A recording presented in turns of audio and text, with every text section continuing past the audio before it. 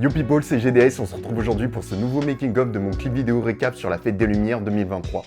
Bien évidemment, si vous n'avez pas encore vu ce clip, je vous invite donc à aller le voir. Il est disponible sur cette chaîne en format paysage, mais également en format portrait sur les réseaux sociaux de mon collectif. Sur Instagram, TikTok et Facebook. Je suis plutôt fier de ce clip, franchement je m'étonne de jour en jour.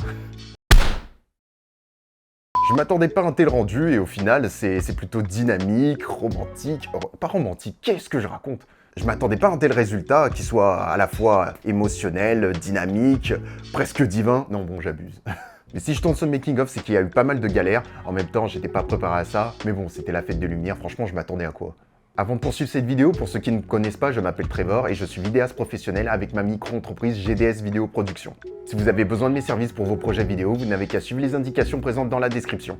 Vous pouvez laisser un like si vous appréciez cette vidéo et me suivre sur les réseaux sociaux de mon collectif sur lesquels je publie divers contenus divertissants. Il est donc grand temps de vous expliquer ce projet et de vous raconter quelques anecdotes. Let's go!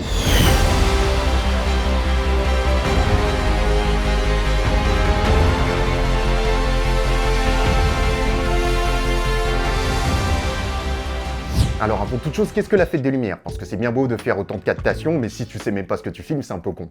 La Fête des Lumières est une tradition lyonnaise qui remonte au 19e siècle. Elle tire son origine de l'inauguration de la statue de la Vierge dorée à Fourvière, qui devait avoir lieu le 8 septembre 1852, mais qui fut reportée au 8 décembre en raison d'une crue de la Saône. Ce jour-là, le mauvais temps menaçait à nouveau les festivités. Mais le ciel se dégagea et les Lyonnais placèrent spontanément des bougies à leurs fenêtres pour célébrer l'événement. Depuis, chaque 8 décembre, les Lyonnais illuminent leurs fenêtres avec des lumignons et parcourent les rues de la ville pour admirer les installations lumineuses de plus en plus exceptionnelles.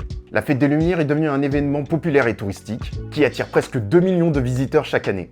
Ah bah fallait pas louper une si belle occasion de rentabiliser tout ça. Sacré capitalisme. Cet événement est aussi l'occasion de rendre hommage à la Vierge Marie, à qui les échevins de Lyon avaient fait le vœu de protéger la ville de la peste en 1643. Un échevin est un terme qui désigne un magistrat municipal dans certaines régions du monde au Moyen-Âge. Mais ils sont généralement chargés de la police, de la justice ou de l'administration communale. En 2023, cette Fête des Lumières a également rendu hommage à Gérard Collomb, ancien maire de Lyon, qui est décédé le 25 novembre de cette même année. Du coup, pour en revenir au clip, je l'ai réalisé de manière totalement improvisée. Je ne sais pas pourquoi j'ai fait ça, encore une fois, j'avais voulu me lancer un autre défi à la con alors que j'ai déjà d'autres gros projets sur les bras. En effet, cet événement a été organisé sur 4 soirs, de 18h, 19h jusqu'à 22h, 23h il me semble. Le jeudi, vendredi, samedi et dimanche. Et j'y suis allé à chaque fois.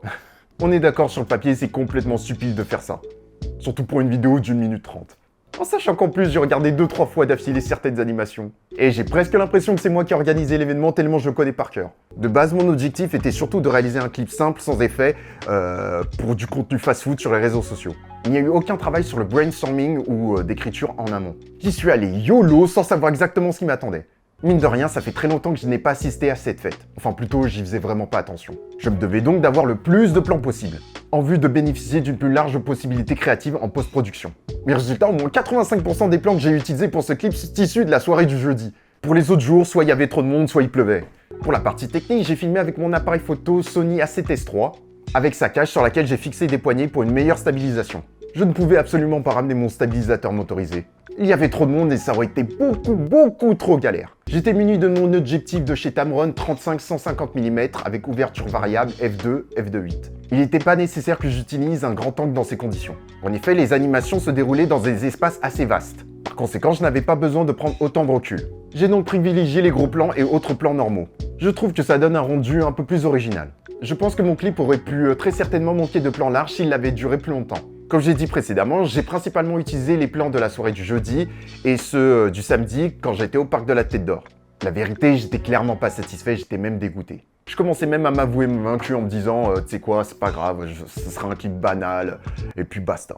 Ouais, vas-y, je m'en fous, juste histoire d'avoir un contenu en plus sur les réseaux sociaux. Je miserai tout sur le making-of, dans lequel je déverserai ma haine, de toute façon c'est ça qui vous fait rire le plus souvent. Cependant, malgré que je connaisse mes capacités créatives de vidéaste, je me suis clairement sous-estimé. Oui, c'est sûr, dit comme ça, on penserait tout le contraire. Après avoir terminé le déroge des plans, j'ai entamé ma recherche d'un son bien approprié. Et il me fallait un son épique. La musique a toujours été ma source principale d'inspiration avant même que je développe mon oreille musicale grâce à la danse. Et depuis tout petit, ça a toujours été comme ça. Dès que j'écoutais un son, je m'imaginais divers scénarios et autres. Alors depuis que je suis devenu vidéaste professionnel, et que j'ai les compétences qui me permettent de mettre en image tout ce qui me traverse l'esprit, c'est juste le paradis créatif pour moi. Pour ce son, dès que j'ai entendu les premières notes, ça m'a paru comme une évidence, comme la plupart du temps en vrai. L'inspiration s'est enclenchée très rapidement, que ce soit au niveau des transitions, effets, cadrage, etc. Surtout que je précise bien, je ne voulais pas faire un clip aussi technique, j'avais d'autres projets en parallèle, que ce soit des projets clients ou mes projets perso.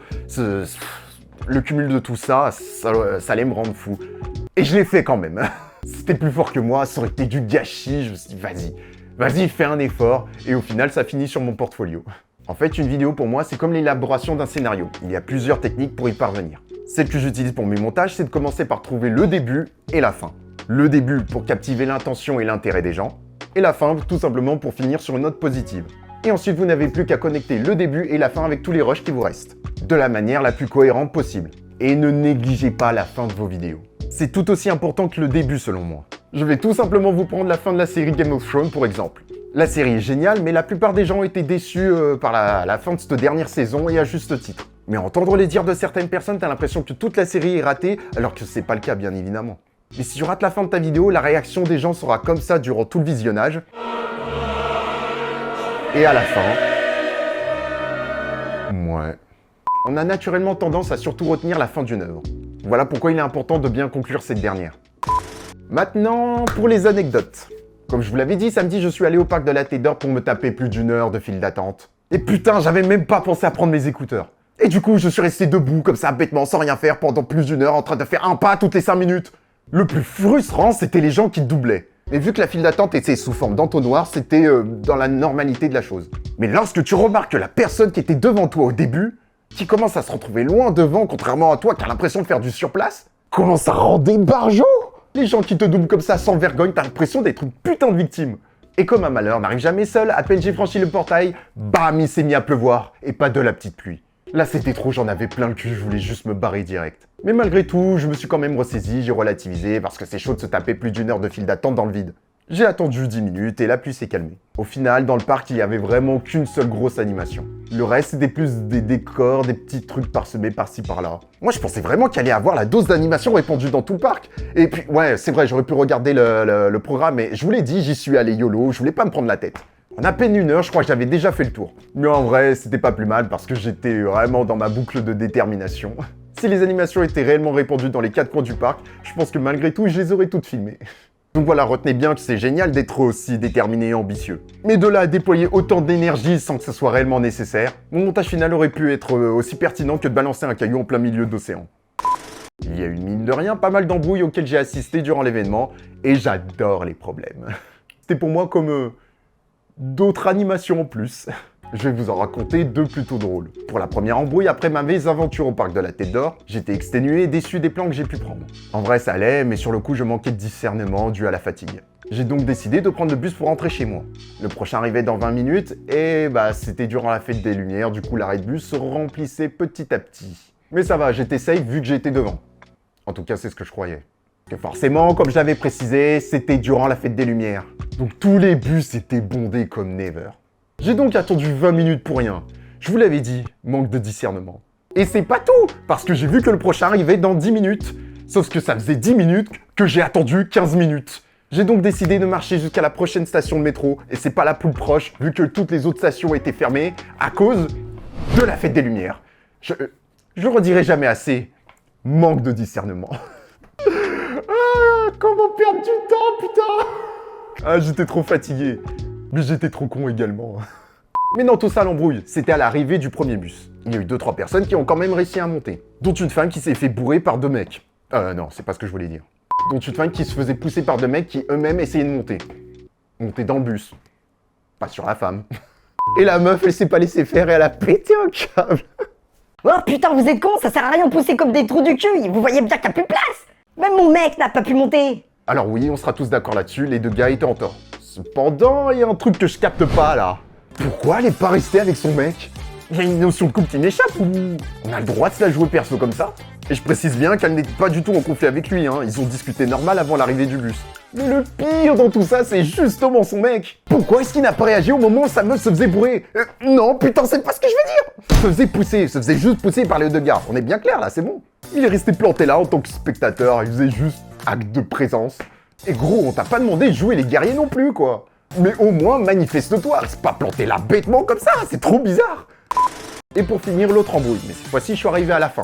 Mais j'ai trouvé ça étrange. C'était entre une mère et sa fille, qui devait avoir entre 7 ans et 10 ans, et un autre gars un peu efféminé. Je les ai entendus se disputer au loin, et dès que je suis arrivé, le gars commençait à partir. Et tout en partant, il a fait un doigt d'honneur à la mère en disant, de manière un peu cliché, « Et je t'emmerde, connasse !» Et la mère qui partait de l'autre côté avec sa fille en disant, « Non mais franchement, j'hallucine, ça va pas bien, hein. C'est n'importe quoi. La question que je me pose, c'est, c'était quoi la source de l'embrouille en vrai? Le gars a insulté une mère devant sa fille de 8 ans. Franchement, je comprends pas. Après, j'ai vu que la mère remettait le ballon lumineux dans les mains de sa fille. C'est des ballons que certains vendaient illégalement durant la fête des Lumières. Enfin, je sais pas si c'était illégal, mais je présume vu que certains se sont fait pourrir par les flics. Du coup, le problème, c'était quoi? Le mec voulait aussi un ballon, c'est ça? La petite a eu le dernier qui restait, du coup, c'est pour ça qu'il a essayé de lui voler? Hey yo, je vois pas d'autre raison. Bref, c'était tout pour moi. La prochaine vidéo YouTube sera sûrement un épisode d'Urbex. Mais n'oubliez pas, je suis vidéaste professionnel, donc si vous avez besoin de mes services pour vos projets vidéo, suivez les indications dans la description. Laissez un pouce bleu si vous avez apprécié la vidéo. Abonnez-vous, partagez, commentez, ça m'aide pour le référencement.